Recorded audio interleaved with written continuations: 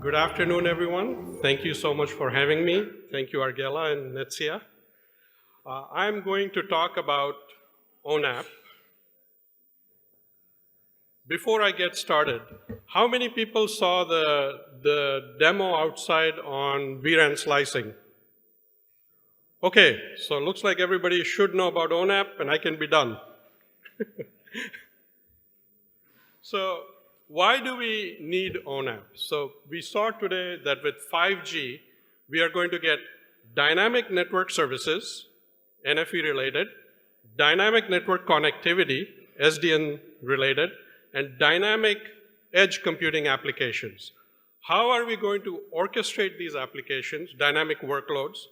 How are we going to manage the life cycle, whether it's scale out, scale in, change management, self-healing? And then how are we going to do automated service assurance? The answer, of course, is ONAP, and I will show you how. And then we will also talk a little bit about ONAP training. A little bit about myself. My areas of specialty are ONAP and some related technologies such as OPNFV. I am the author of 2 books, ONAP Demystified and Understanding OPNFV. Both of them are available for free if you want electronic copies. And prior to ONAP, I have a cloud background in OpenStack, data plane acceleration, Ceph, and related technologies. So as soon as the slides come up, we will jump right into ONAP. Perfect.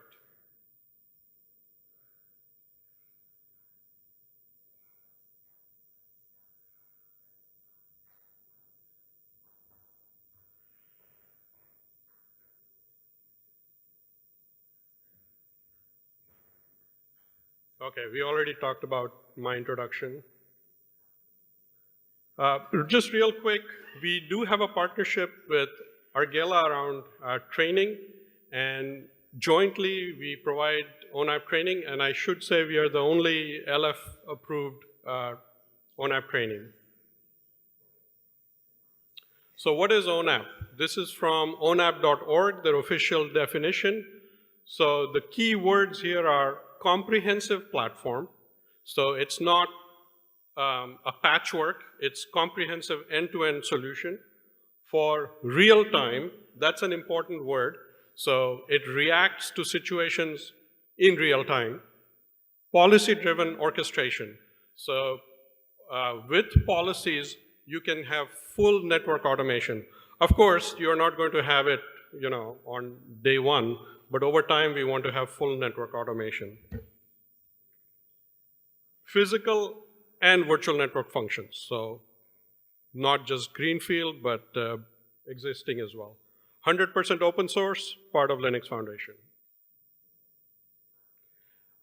ONAP was formed through operator-driven initiatives. So we talked a lot about operator-driven initiatives.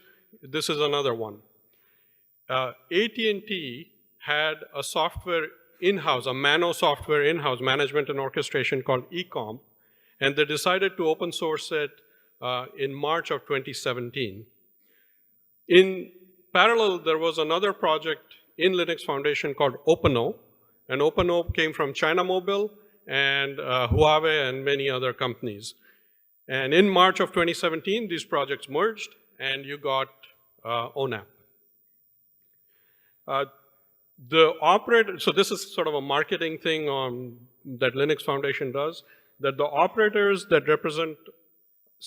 that are in ONAP represent 60% of mobile users worldwide. So you can see that there's a good chance that ONAP will become an de facto management and orchestration solution. And today you saw at least 3 references of ONAP in presentation. You saw it in Argela's presentation, Turk Telecom, and you saw it in Deutsche Telekom. So why do we need ONAP? I sort of introduced it a little bit initially, and in interest of time, I'll go through quickly. But in the first 2 steps of NFV, virtualization, where you just virtualize resources, cloudification, where you provide API-driven, on-demand infrastructure, you don't need Mano. You don't need orchestration. Only when you get to dynamic services, which directly links to 5G, where you want automated VNF and network service lifecycle management, you need something like ONAP. And then when you want fully automated networks, you need something like ONAP. So for the last two steps. And that's why we need a sophisticated automation tool. This is, so everybody I'm assuming has seen the HC NFV architecture, very famous, and no seminar should be complete without that. So I have it. But this is modified slightly. So very quickly on the left, you see the data plane. You see NFVI hardware, software, VNFs, and optional element management system. On the right, you see the control path. You see the Vim, which is something like OpenStack or Kubernetes. Then you see managers, physical or virtual network function managers. You see NFV orchestrator on top. What's new in this picture, different from the HC, is the presence of an SDN controller, which is very, very important these days, and service assurance, which also is critical for automation. We will see more about that. So that is the modified HC architecture, and ONAP plays a role in the right-hand side except for the Vim. So all the other boxes are covered by ONAP, and that's why we call it a comprehensive platform. So this is the scope of ONAP from an internal point of view. So what does ONAP do? So it has two portions to it. It has a design framework, and then it has a runtime framework. The design framework is used for onboarding VNFs, creating network services, onboarding analytics artifacts, and creating analytics applications.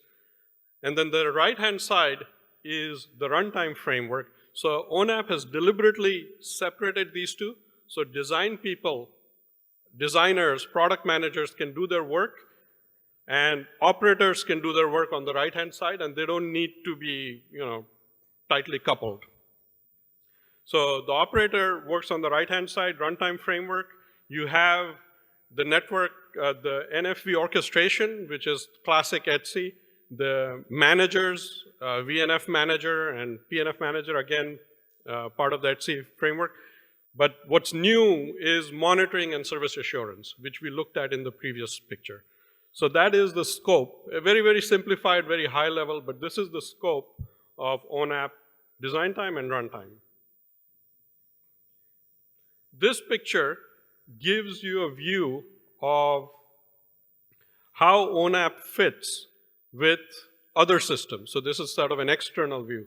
So on the southbound of ONAP, you have the NFVI, Vim, and SDN controller. So something like OpenStack is southbound. In future, it'll be Kubernetes as well. So it'll be OpenStack and Kubernetes. And then you can have SDN controllers. So you can think of ONAP as a global SDN controller. And then you can have domain SDN controllers underneath. On the northbound side, you have OSS BSS. That's the main interface. You can have big data. So you can have big data applications. You can have, if you're doing machine learning, if you're training your AI algorithm, you can have that. You can have e-services. E-services are nothing but portal-based applications where end users can order services directly. So think of it, someone wants a WAN connection, they go to a portal. They don't have to talk to salespeople. They don't have to talk to program managers. They go to a portal, click, they get their service. So that's e-services. And then on the left-hand side, you have other things that ONAP interacts with. It interacts with VNF packages, analytics applications, external SVNFM, specific VNF managers, element management systems, etc. So you saw the internal scope of ONAP. This is the external scope. ONAP is quite different than how things are done in the physical world. And so it's important to appreciate the architectural principles of ONAP. These three are the ones that I think are the most important. Somebody else may think other principles are important. But I think the three biggest ones are model-driven, cloud-native, and DevOps. So let's quickly look at all three. So model-driven is a way to change the behavior of the platform, to automate it without writing software. So of course you can automate anything by writing code, right? But the whole idea that eComp and OpenOS had was they want non-programmers to be able to change the behavior of the platform. So that's where model-driven comes in, automating without hard coding. That's the main value.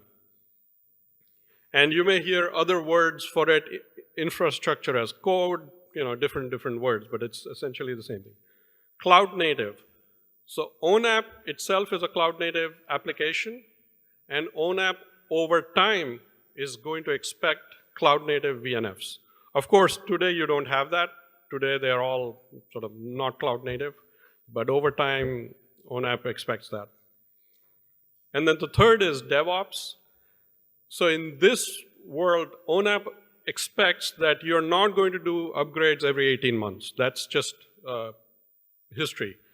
Your VNFs, your Vim, your NFVI, they're coming every few months, right? 3 months, 6 months, you're getting new code. And they're all not coordinated. So one VNF may come in February, another VNF may come in March. So there is no way to do an 18-month upgrade anymore. So you must do CI and CD, which is one of the concepts of DevOps.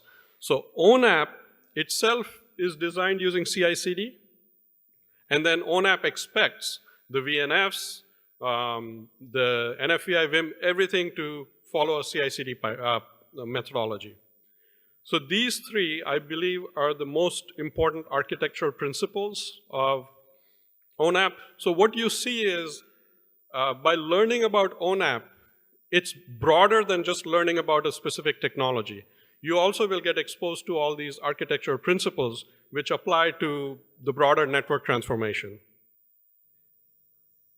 There are other very important architectural principles as well, other than the three we discussed. Just very quickly, pluggable modules, the design studio is centralized, policy-driven, real-time, we talked about that a little bit. Self-service, so to the degree possible, people should be able to do their job directly. So whether you're a product manager, whether you're a designer, you're a business person. And we also want end users to be able to go to an e-portal and order services through self-service. So it's self-service from an internal point of view and external point of view. Multi-tenant, secure, closed-loop automation. So the concept of closed-loop automation is an event occurs, could be a fault, could be a metric, could be a log, could be anything. And that goes into ONAP. ONAP runs an analytics application on it, sends it to a policy engine, and then the policy engine says, oh, maybe I don't need to do anything. Or I need to take a specific action. So that whole loop is fully automated, real-time, policy-driven. That's the concept of closed-loop automation. And in the demo, you saw that. You saw how there was closed-loop automation. You can also do open-loop automation, where you open a ticket and a human being takes a look. So the idea is, when you introduce a network service, maybe you have 0 closed loops. Everything is open loop. But after each open loop that you learn how to fix, you start creating closed loop. And then over time, you have a fully automated network service. So that's how you can evolve from a 100% open loop to 100% closed loop. And the last is alignment with standards. So ONAP is aligned with ETSI on VNF packages, internal interfaces, and it's aligned with MEF and TM Forum on northbound interfaces in terms of OSS BSS interfaces. I use the word aligned because it's not, we don't want to use the word compatible, it's, but their intention is to align. So we have not looked at what ONAP is. I will go to that in the next slide, but let me show you the day in the life of ONAP. So the first entity that's involved with ONAP is the VNF vendor. So this is not the operator, but the VNF vendor. So first, the VNF vendor has to write a VNF that is as per ONAP specifications. So like I said, over time, they want cloud native, but they also have many other requirements that a vendor has to follow. Next, once the VNF is created, you have to create a VNF package, which has a lot of requirements also. You have to have VNF descriptors, configuration models in Yang models. You have to have what events are being monitored, CI tests, documentation. So it's an extensive set of requirements on the VNF package. PNFs need to be packaged as well. Then the operator takes over. So first the design team takes over. So the design team onboards the VNFs. They may have to do testing. What we are finding is that in this world, a lot of the burden of testing and validating the VNFs is moving to the operator. In the physical world, you got an appliance, it's fully tested, you know the performance, great. But now, in this virtual VNF world, you get a VNF, and it's been tested by the vendor in a situation that may not reflect reality. So for example, one VNF I heard, the vendor used 10 gig Ethernet NICs, which is highly unrealistic. And they saturated the CPU 100%. Again, not very useful. So we're finding that the design team will have to test VNFs in-house as well for performance. And then once you do that, then you have to design network services, recipes, that may be analytics recipes, there may be policies, and distribute them. Next is runtime, where the operator takes over. So, of course, network service is sitting in the database, but it has to be triggered. So most often we expect BSS system to trigger the network service instantiation, but it could be an operator. An operator can do it manually. Then you start managing the life cycle, whether it's scale out, scale in, change management, self-healing, etc., along with closed loop automation. So like I said, if an event is generated, event, alarm, a metric, log, whatever is generated, the analytics and policy can make a decision and trigger an action on the lifecycle management. So that forms the loop here. So again, this is I'm covering at a very high level because of time constraint, but this is how ONAP works. So now we will look at a little bit more detail. Now, I promise I won't go through each block. So this is, ONAP is on its second release called Beijing.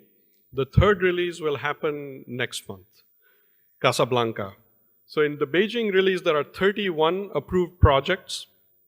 And what you see is, on the left-hand side, you see,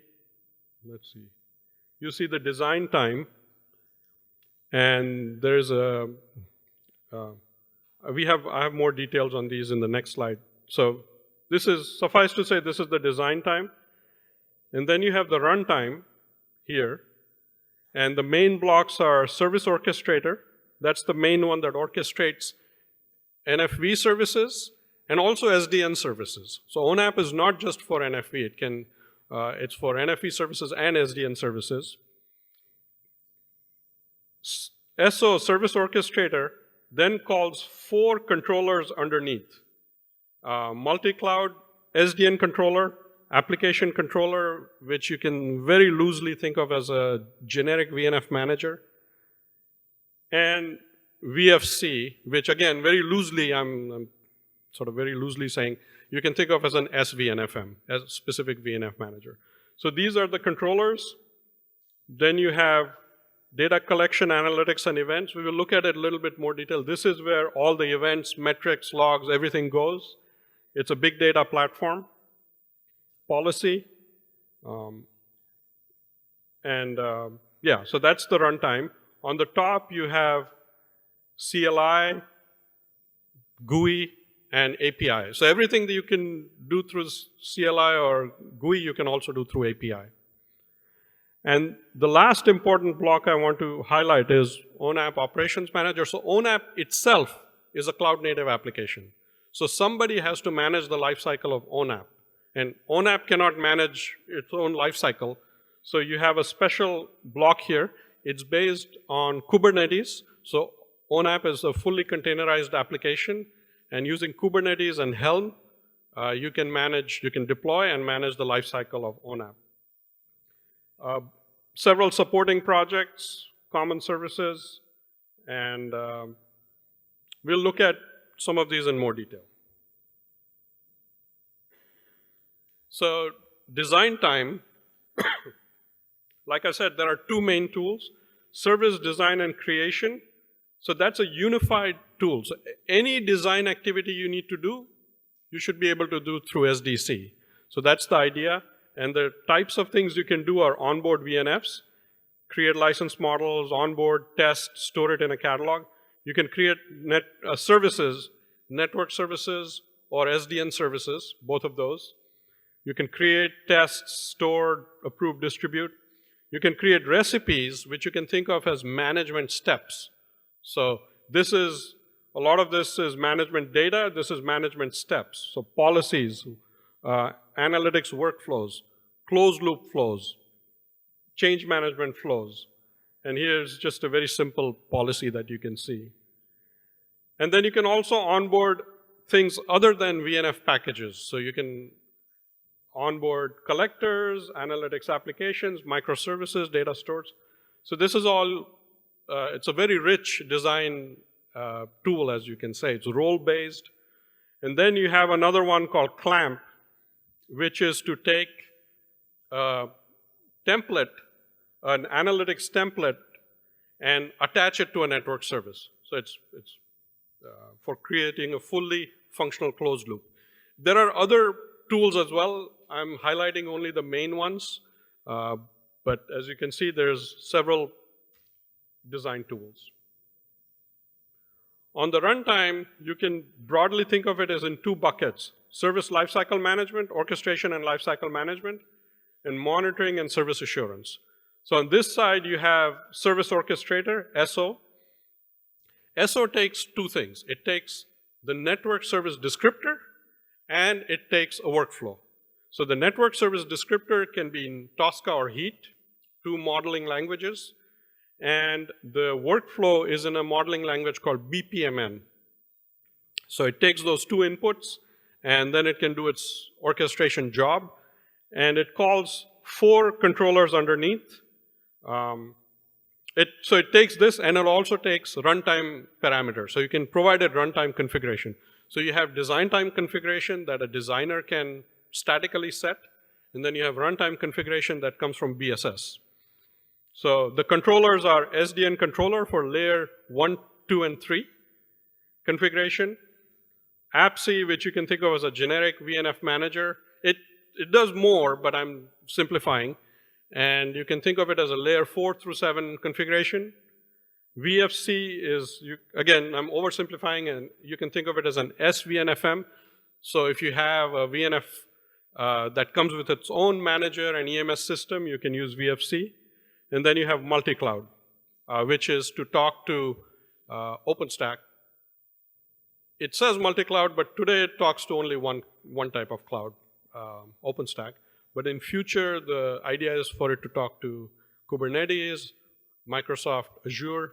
So in a release or two, it will truly become multi-cloud.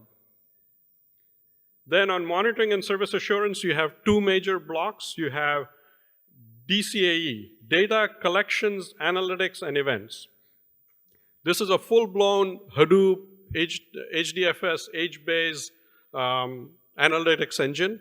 And the modern analytics idea is that everything goes to the same engine. So previously you had one pipeline to handle logs, another pipeline to handle metrics, but that's not the case. Now everything goes into this unified analytics engine, and you can write applications on top. It can be as simple as thresholding, pattern matching. It can be as complicated as machine learning. And then you have something called active and available inventory, ANAI. So this is a very important piece of functionality.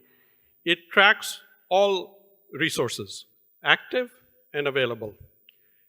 Not only that, it tracks the relationship between these resources. So you can track from subscriber to network service to VNFs to virtual infrastructure to physical infrastructure. So if a NIC has a problem in a server, you can tell which subscriber got affected. So that's very important for service assurance. Also, you have all these events in time, so you can do audits. So from an OSS, BSS point of view for billing, SLA, was an SLA met? This is very important block. So next we have VNF onboarding projects. There are 3 in ONAP. The first is a documentation project which publishes VNF requirements. So it's used by VNF companies, VNF vendors, designers. It talks about how to create a VNF and how to package it. VNF SDK can be used by VNF designers to create a Tosca-based VNF package. And then VNF validation, which will be available starting with the Casablanca release, is to validate that a VNF is compatible with ONAP. And we talked about, AppC versus VFC. So the ONAP Beijing release, it's the second release. It came out in June of 2018. You can see that the number of authors has gone up, the number of commits has gone up, and the distribution of contributors is quite healthy. So the biggest one is AT&T, then Huawei, Amdocs, ZTE, Nokia, Tech Mahindra, Intel are the top 7. So it's a very healthy project with a lot of operator participation. Beijing was the latest release, and I'm going to be very quick. Their main things were to align the northbound interface to TM Forum and MEF. A lot of focus on stability, security, scalability, and performance. Change management, scaling, were shown in this release, and now they're going to be progressed in subsequent releases. Skip the next couple of things. So use case. This is a very important concept from an ONAP project point of view. Now, what use cases can ONAP support? It can support any use case. The possibilities are endless. But to show something concrete to operators, the ONAP community has selected a few use cases. The ones in Beijing are virtual firewall / VDNS. These are very simple use cases that you can use to just check out, play around with ONAP to make sure that if you do install ONAP in your lab, that the installation is okay. Then there is a residential VCPE use case and a VoLTE, voice over LTE use case. So just real quick on the 3. Virtual firewall, I talked about, very simple. It goes through the entire range of things you can do with ONAP. So it goes through onboarding, service policy creation, distribution, service deployment. You can then generate traffic and see it going through the firewall, and closed loop automation. So it shows everything.